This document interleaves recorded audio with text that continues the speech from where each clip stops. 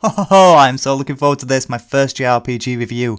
Being a brand new player to JRPG games, I have never played a Tales game before, and this seemed like a great entry point for a new player.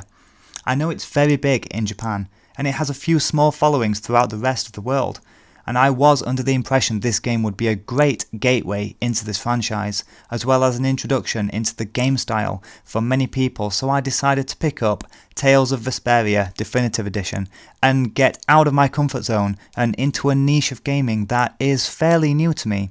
I would also like to preface this video first by saying that since I am such a new player, if some of the things I praise or critique about this game seem wrong or unfair, it may be because I have no frame of reference for this franchise or this style of game. I am coming into this game with a blank mind, so let's get started with the very first thing to mention about this game. It's absolutely huge. There is hours and hours of content in this experience, both playing through the admittedly linear storyline and all the side quests and battle arenas that are included in here. This game will easily take you over 100 hours for the full package, so it's easily worth the purchase price if that's what you're looking for. But is the game any good? Who cares how long it lasts? It won't be any fun if it's repetitive and boring. Well, fortunately, due to the main focus of this game being its story, I did heavily get invested in these characters and their escapades as they fought to defend their guild and the world around them. The story follows Yuri and his guild of soldiers as they get accidentally involved in a fight against corruption in a world-altering adventure. It seems fairly standard storyline for an anime game, and maybe the franchise in general if my research is to be trusted, but this story shines due to how fleshed out these characters are as they evolve through the time it will take you to finish this game. I'm not going to say any more without spoilers. Even the side quests, that unfortunately started to feel a little repetitive towards the end, lasted as long as they did due to their connection with the expanding story that surrounded the characters that you play as. The next main thing you'll be doing in this game is using a combat system to fight a myriad of monsters throughout the world. I was very surprised at the foundation of the combat system here. I was expecting a turn-based style which would adhere to the rules of most JRPGs in the past, but it follows more in the footsteps of the most recent Final Fantasy game and adopts a real-time combat system, which sometimes almost makes you feel like you're playing a fighting game. These arenas are also on a 3D plane similar to Soul Calibur, so you'll be hacking, slashing, blocking and dodging to the side as well as backwards and forwards. It's a system that is tried and true and works well with solid combat with satisfying impacts as you slice through your foes, but I must admit I missed the turn-based combat here. It was one of the things I was expecting from this game, and to have it completely replaced here is a little bit bizarre, but nevertheless it feels incredibly intense as you puncture multiple holes into all the monsters that you encounter.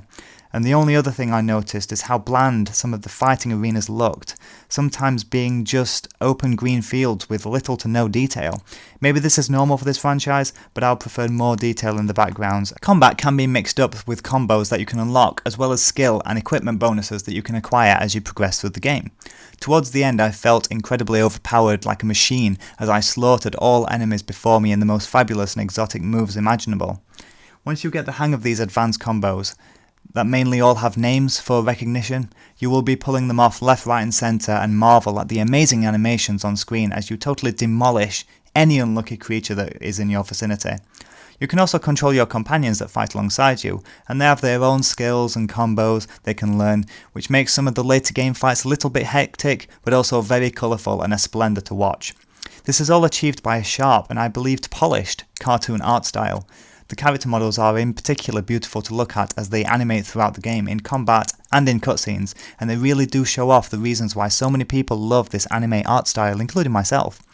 Your surroundings also look just as spectacular when you're in places that are busier, such as cities, but like I've said, in the more open plan areas such as vast open fields or even interiors like dark dungeons, they look a little bit bland and appear a little bit too often for my liking, with the lack of detail really showing as you wander throughout the world.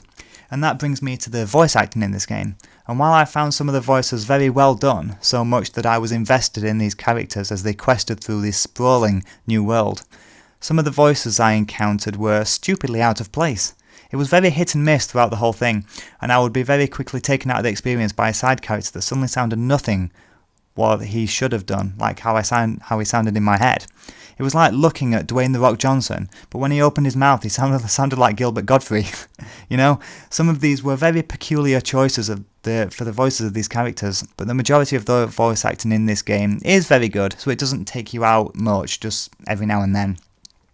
Something that does really shine in this game is the master-crafted soundtrack. It really does get across this idea of magical and mystical world of excitement, but also that the world is in danger from a constant threat you are working hard to defeat and overthrow. The music and soundtrack is hands down the best thing in this game. It's absolutely amazing. Overall, this game is certainly worth your time. The story is engaging, the combat is satisfying, and the characters themselves are interesting enough to be able to spend over 100 hours with as you explore the vast amount of unique content here. If they were to add more detailed environments, then this game would easily be one of the best I've played in a long time. However, I was dragged out of the experience once or twice by the drabness of the visuals, and I did miss the turn-based combat I was expecting to play. But overall, I still think it's a solid JRPG, and I really hope it gets crowds of new people involved in this world. It's a very respectable 8 out of 10, it's a great game. I think it was a good idea to come into this franchise blind, having no previous experience with the Tales games before. I was hoping to have a perspective that most fans would not be able to achieve, but by the end, I managed to become a fan myself, so maybe my opinion will be coloured by how much fun I had with this game. On the other hand, that does show how much of a great job this adventure did at turning me into a devoted fan. I now have a huge inclination to visit previous iterations of these games and see how the franchise changed for this 2019 version, and I'm hugely looking forward to each and every moment.